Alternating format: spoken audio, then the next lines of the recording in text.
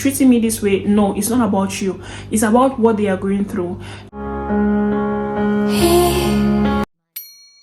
Hello guys, welcome to my YouTube channel. If you're new on here, you're welcome, and if you're returning, thank you for coming back. Please do not forget to like, subscribe, and turn on your notification bell. And in today's video, we are going to be talking about the 10 most important things that I learned in 2021. I don't know what you guys learned, but it will be a pleasure to hear about what you all learned, so we can share out our different experiences. So now let's get right into this video. Okay guys, so in the year 2021, I learned a lot of things, but I took 10 of them as my most important lessons. The first one was gratitude. I can't explain how much it's important to be grateful just for the air that we breathe. It's a lot. Just for the fact that we are alive, we wake up from our beds every day, it's a lot. Just from the fact that we go about our daily activities and we come back home safe and go back to bed, it's still a lot to be grateful for.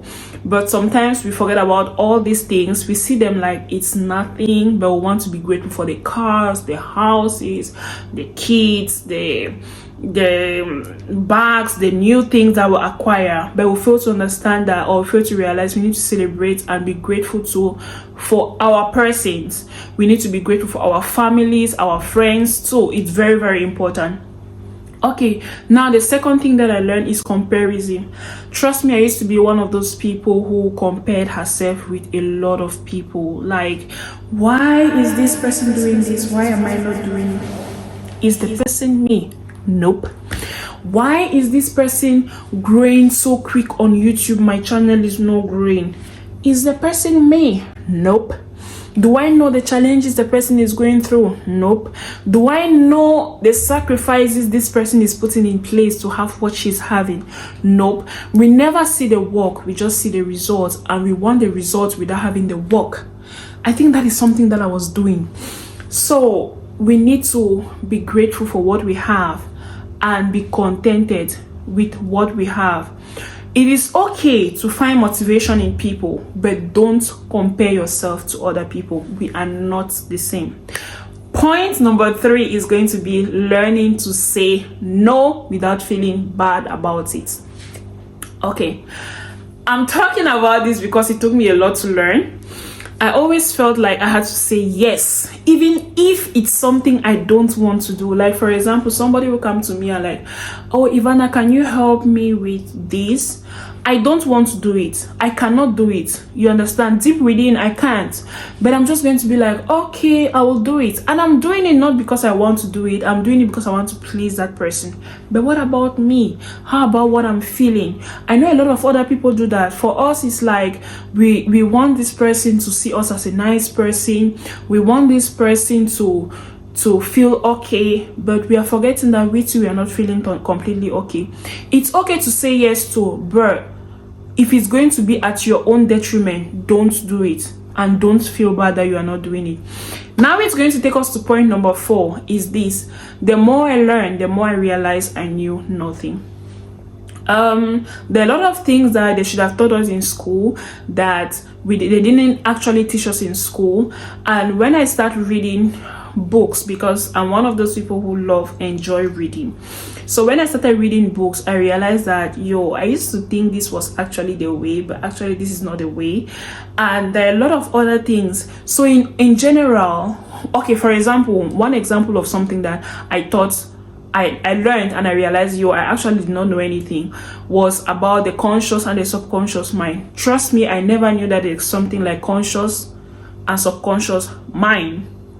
I just knew about the conscious because we're talking a lot about conscience, but it did not occur to me like there is something like a subconscious mind and there's something like a conscious mind.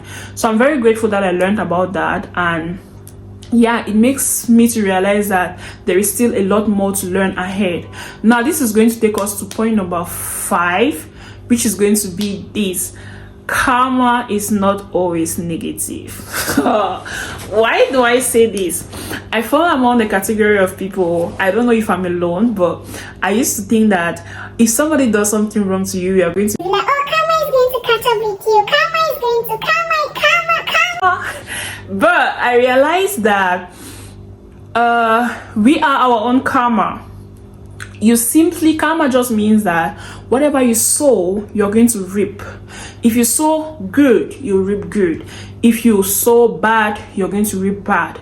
In your thought, in your feelings, your emotions, your actions, your words, whatever. We are all human beings in general are one. So whatever I do is going to affect another person. That person too is going to affect another person. So we should try as much as possible to give out the good or the positive side of us to people, so that we can spread more positivity in the world. How about that? Okay, for my point number 6 is going to be love, unconditional love. This is what I think about this. We live in a society where people say a lot of "I love this person unconditionally," but I think it's not really true. People don't really love you unconditionally. People love you based on if. Okay, if she is living a particular type of life that I don't like, no, I cannot love her. If he treats me a particular type of way, yes, I will love him. If he can afford this for me, yes, I will love him. If she can, even our parents, some parents are going to be like, I'll cut you off and you stop being my child if you are maybe a homosexual. I don't know what I'm talking about this, but I realize that they are one of the most talked about people in our society today. So if you are a homosexual, especially when it comes to African parents, if you are a homosexual, you cannot be my child anymore. So you are loving that child based on if the child is a homosexual. So if the child is not, you're going to love him, but if the child is a homosexual, you're going to love him. I think we can still love people unconditionally. Love people regardless of who they are, be it their race, black, white, whatever the race is. Love them still. Be it their religion, Christian, Muslim, Buddhist, whatever their religion is, still love them. Be it the way they live their life, prostitute, thief, whatever they are, we can still love people just the way they are. And one thing every religion preaches at the end of the day, it's love. But the rate at which each and everyone is fighting each and everyone, it's scary. Now, another point, I think it shall be on our 7th point. Yeah, point number 7 is going to be not being able to say what you think is actually slavery. Why do I say so? Sometimes you have a thought in your mind, you really want to share it, you want to share your point of view, especially when it comes to homosexuality, religion, these points like this. So if you're trying to be like, why is it that maybe God, who is an unconditional lover, did this, that, people are going to hate on you because you said that? And it makes a lot of people being scared to say what they think. So I think that if you cannot actually express yourself without thinking, oh, how is this person going to view me? Or maybe you have a thought in your mind, you're keeping it within you because you don't want people to judge you or criticize you. That is another form of slavery. Always find it's hard. It's something really hard. But if we can cultivate this attitude of saying what we think, regardless of how people are going to treat us, it's going to be cool. Now it's going to take us to our next point, which is, okay, our next point, I don't know which point, is going to be, people don't hate you. People treat you as much as they can treat themselves.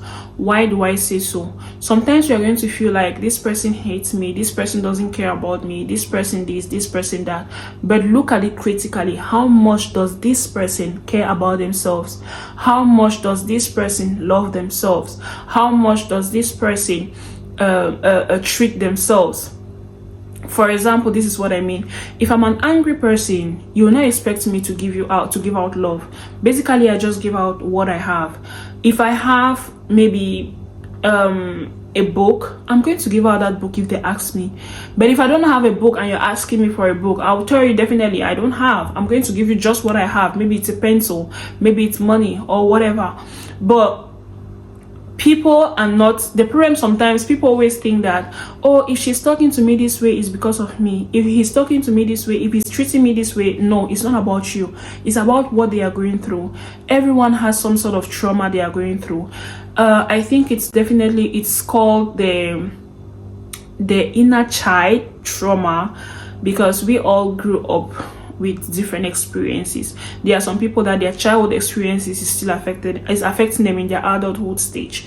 So it's not about you, it's about them. So don't feel bad on how people treat you. Just take it that they have some sort of things going on. If you cannot handle it, it's okay to quit those people. But if you can handle it, it's fine.